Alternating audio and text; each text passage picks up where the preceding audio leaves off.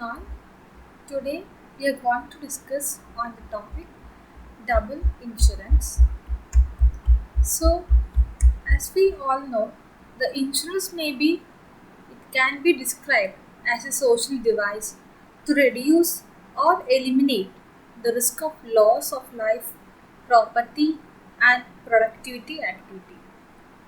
So, it is a provision which a prudent man makes against the inevitable contingencies, loss, or misfortune, etc.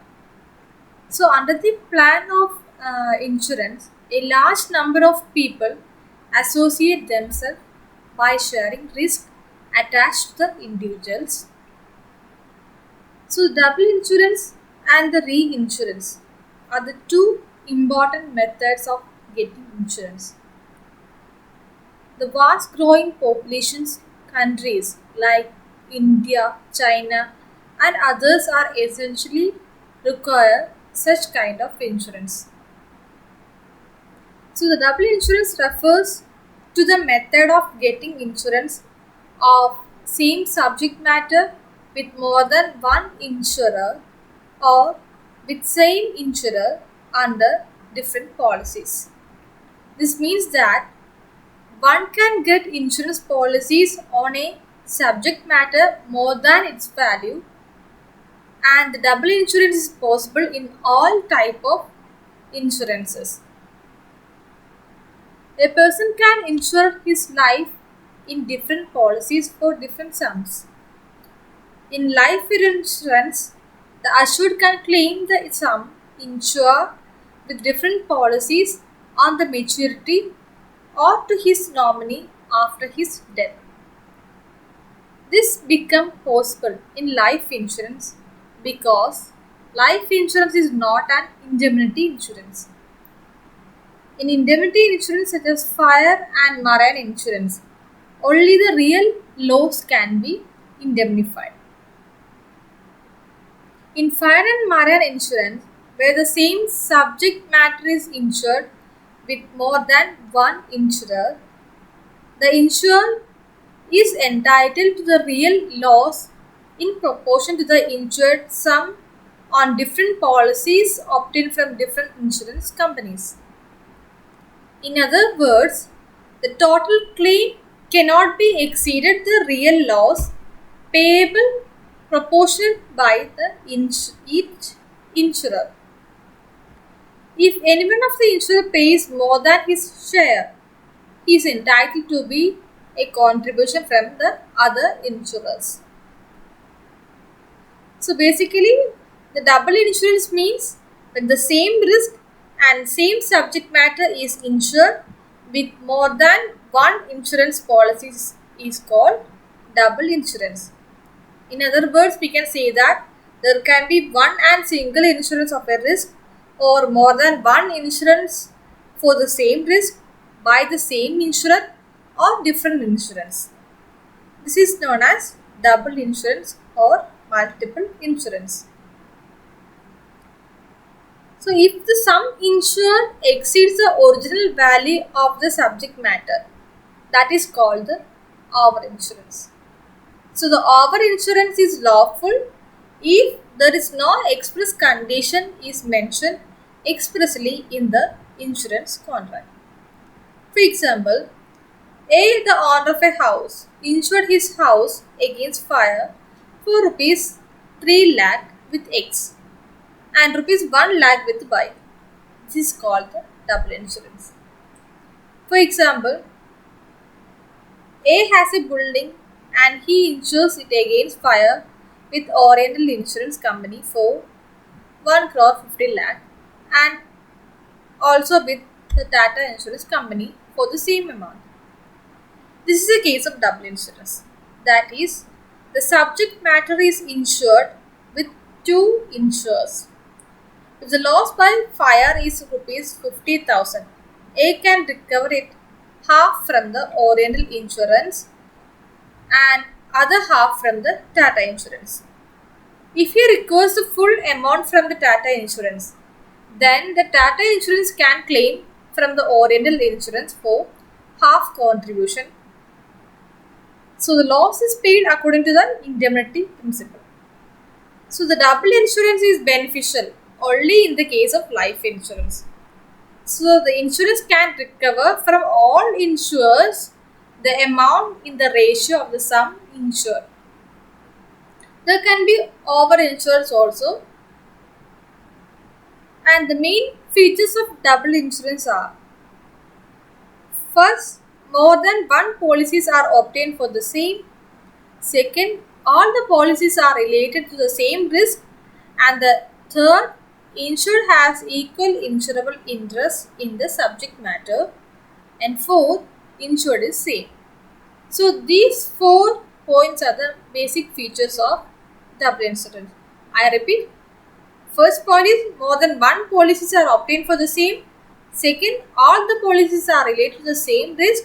And third, the insured has equal insurable interest in the subject matter. And fourth, insured is same. Same insured means there can be no double insurance unless at the time of claim, and the same person is entitled to the benefit from each policy. And with regard to subject matter, what is important is that subject matter in respect of which the claim is made is covered under the both policies. And with regard to same risk, double insurance will only arise if a substantial part of the same risk is covered by both insurances. And with regard to same interest, the policies must also cover the same interest. This is due to the fact that it is not the subject matter of the insurance as such which is covered by the policy, but the insured interest in it. And with regard to same period of time, in each policies, the terms during which the insured party is protected from the risk must be the same, or substantially it must also be during that period of time that the event giving rise to the claim occurs. And there is also different clauses with regard to the double insurance policy. The general rule is that in the event of double insurance, if a loss is caused by the risk insured against, subject to the terms of each insurance policy, the insured may recover the full amount of his loss from whichever insurer or insurers he chooses. Upon such indemnity being paid from one insurer to the insured, that insurer becomes entitled to claim contribution from the co-insurer. In practice, the right to a contribution between insurers can be varied or excluded by the terms of each policy or by agreement between the insurers. The most common double insurance clauses include one or more combination of the following. Those clauses are first is notification clause. So these are the clauses providing that unless the insured gives a written notice to the insurer about the existence of a second insurance covering the same risk, the policy will be void. And with regard to rateable proportion clause, these type of clauses have the effect of preventing an insured from claiming his full loss from one insurer. And with regard to escape clause, the effect of these clause is to relieve the insurer from any liability under the policy in the event of double insurance. And with regard to excess clause, the effect of these clauses is to turn the policy into an excess insurance whereby it will only come into play if the loss exceeds the limits of the other insurance. So there are certain conditions preventing double insurance. Next we are going through some of the following cases. First of all, in Gale versus Motor Union Insurance Corporation versus Lois. While driving Gail's car became liable in damages to a motorcyclist. Both Gail and Lois had policies which could cover this risk, but each exempting the insurer from liability if the risk was covered by another policy. It was held that each insurer was liable to pay the half the claim. And in Federal versus Road Transport and General Insurance Corporation is another similar case. In this case, court held that the reasonable construction is to exclude from the category of coexisting cover and any cover which is expressed to be itself cancelled by such coexistence. Another way to resolve this issue is to make the driver's primary insurer liable to indemnify him whether he is driving his own or another's cars with the permission. And in New Asiatic Insurance Corporation versus Pesimal, it was another similar case in which the company had agreed to indemnify anyone driving the insured car with the permission of the owner of the car, provided that such driver is not entitled to indemnify under any other policy. So the permitted driver Pesimal had such a policy to indemnify him. Hence, the insurer of the car refused to indemnify him, so it was held that in any case the insurer could not refuse to satisfy the claim of the injured third party once the insurer had issued the certificate of insurance.